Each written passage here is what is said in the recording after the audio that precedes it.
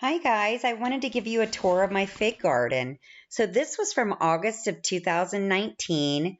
I bought these figs. I got 8 varieties. I was so excited to put them on the south side of my yard where they would be the perfect size. I have about 17 feet wide of space.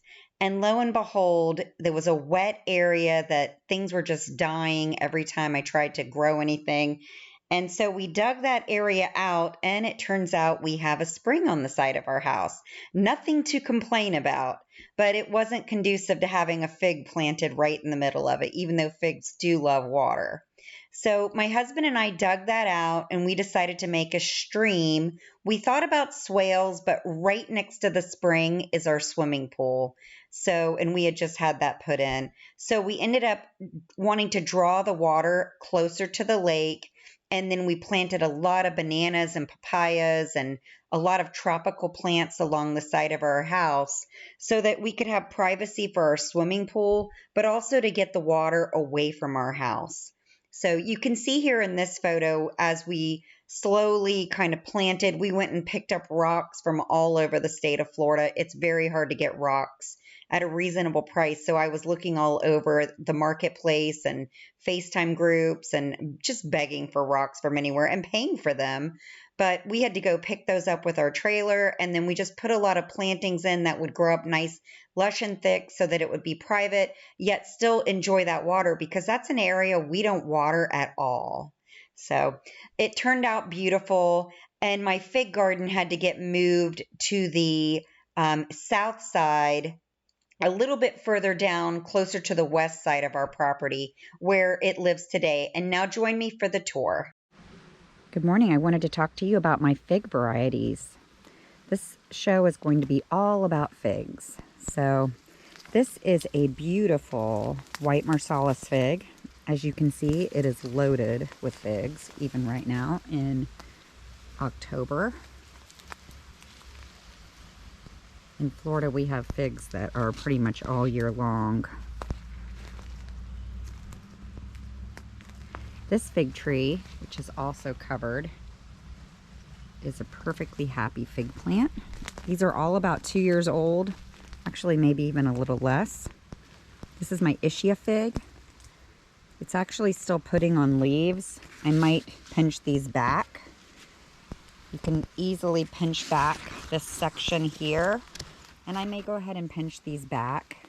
Right now, as long as I think that the figs will finish up before it starts to get super cold. Usually we get cold in in January, so I probably need to start pinching these back. This is my Ishia fig. It's a very happy plant. Now these figs are probably 8-9 feet tall, and they're 2 years old. I got figs off of these since around June. I have had figs, 4 or 5 figs every single day off the variety of trees. Here is another fig tree.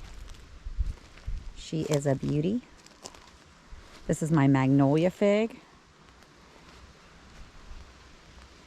Now my chickens love figs. This one has a lot of ripe figs already on it.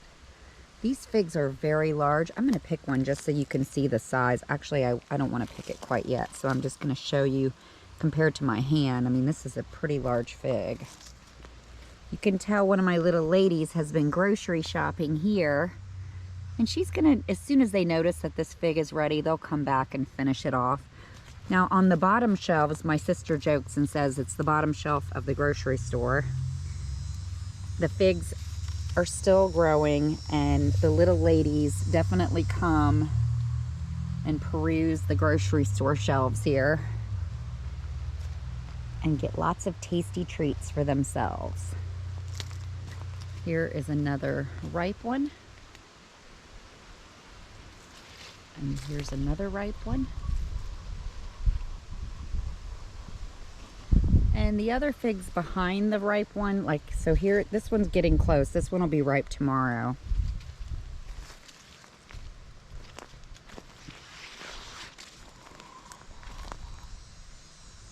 That's a nice juicy ripe one. Now this one has already split. You can see that bugs are in them. I'm gonna go ahead and feed this to my girls. That's the call that I give them. Come here, Zella Blue. You wanna show the girls what happens? Here's a fig. Here's a fig for my little mamas. Now I'm gonna break this up or a couple chickens will end up with all of it. Little mamas, share nicely. Share nicely, little mamas. Good girls. They love their figs. And the one that I have over here that is already eaten on, I'll go ahead and pick this one too for them. Come on, mamas. What's this, mama? What's that, mama? Oh, they just love figs. What is that, little mama? Come here, Gray. You want some? You want some, Gray? Here you go, Gray. Oh, you're going to take the whole thing? Going to take the whole thing? Can you share with your sisters? Should I give some to Zella Blue? Come here, baby girl. Come here, mama. You want some? Zella Blue, you love your figs? You love your figs, little mamas? Come here, little mama. You can have some too. Come here, mama. Come here, pretty girl. Oh, you little piggies. You guys are such piggies. Oh, here comes my prettiest mamas. Now just break it apart and somebody will run off with it.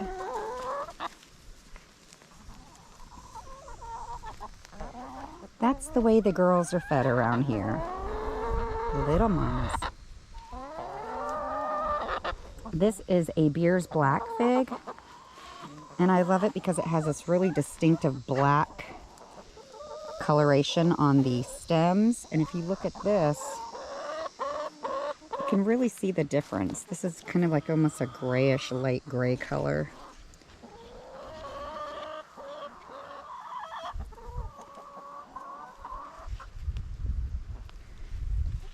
But a Beers Black has a nice dark black color on the stem. It's a very pretty fig tree. Now this poor little plant,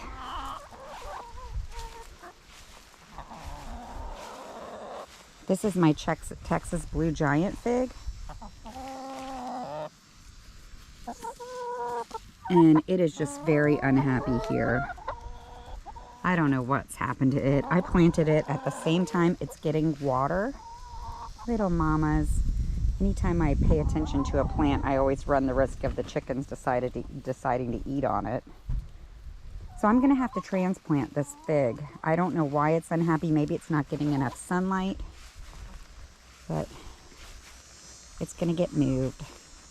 So this is my fig varietal grouping, and then I actually have several more fig varieties at another house, and I probably get about maybe a quart-sized bag every other day or every third day, and so I'll make jellies out of them. I like to make sugar-free jelly using Swerve, and I just pick a lemon from the backyard. Look at all those figs. This is so lovely. Just beautiful. Now, right on the other side, these do get watered, but right on the other side of this area in the back is a spring. So if I dig down about 2 feet here, there's water because I have a spring right there. And I will show you a spring in a different video. But I wanted to zoom in on these. The way you tell when a fig is ready is they will start to droop. They'll start to droop over like this. The stem, instead of being a really straight stem, it will start to droop. However, I know from this variety, If I wait 3 or 4 days after it droops, they'll fatten up and they will be absolutely juicy and delicious. Mixed in with my fig trees, I really do need to make an effort to get some of these plants off from encroaching on my fig trees. But they're Jerusalem artichokes and they do die back. So I think I'll go ahead and tie these up nicely. And that will give my Jerusalem artichokes a chance. I can tie them to the fence. That will keep them off my figs. But I absolutely have to cut back the area around the spring because it's really too lush. And I mean, the water, it's so rich, the water from there. And having so much access to water, if I can just cut this back, that'll make sense because you can tell my fig is really struggling to compete. It's having to move over so far just to get sunlight. So I will cut this whole area back and transplant some plants probably in the next week or two, now that the weather's starting to cool off. So anyway, I hope you enjoyed my fig display, and I will start doing some shows on my other plant groupings. Next, I'm going to actually do one on my avocados and then my mangoes. Thanks so much, guys. Take care. Bye-bye.